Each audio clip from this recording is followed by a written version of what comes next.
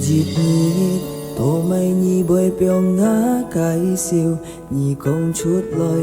mò tên ngày tiêm tiêm xio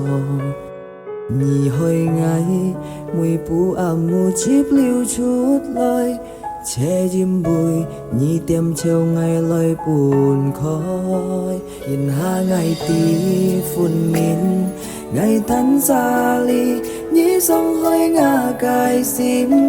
chỉ chít lin ngã sim an trên khiêu nhị còn chút lời treo vui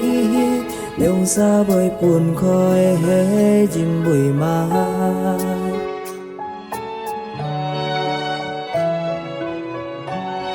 ngày kín sông mới tiêm tiêm lấy sông to nhị an hé nhớ nhìn nhị kín sông hơi ngã xin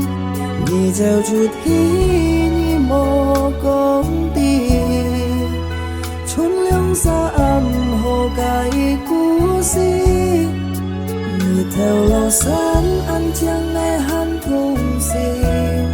ngày kín ha phun min ngày tuy nhị thật lo xin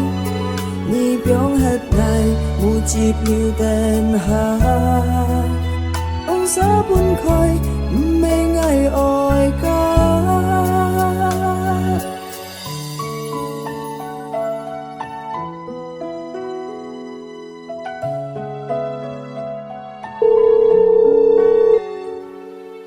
Halo sayang. Iya, Kamu lagi di mana? di luar. Aku mau ngomong sesuatu sama kamu. Nanya apa? Sebenarnya hubungan kita udah sampai di mana? Sampai di sini aja. Maksudnya? Kita putus. in ha ngày tí phun min ngày tan xa ly nhị sông hơi ngã cái sim chỉ chít lin ngã sim ăn trên khiêu nhị còn chút lời treo bùi liễu xa bơi buồn khói hé chim bùi mai ngày kín sông mới tiêm tiêm lên sông to nhị tàn hé nhớ nhìn chỉ kín sông hơi ngã xin nhị gieo chút khí nhị mò công tìm chốn liễu xa hồ cái cú xin để theo lò sáng ăn chăng nghe han thùng xin ngày kín ha phun min ngày tuy nhị thật lo xin nhị biong hết ngày mu chip liu tên ha ông xã buồn khói mê ngày oi ca ngày kín sông mới tiêm tiêm lấy sông to nhị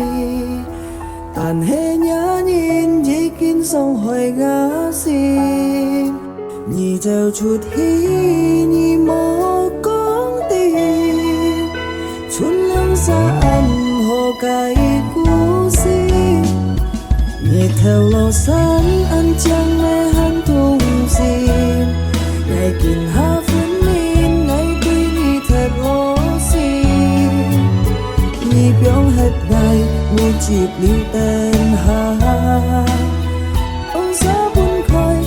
mê ngày oi ca ông xã buồn khói mê ngày oi ca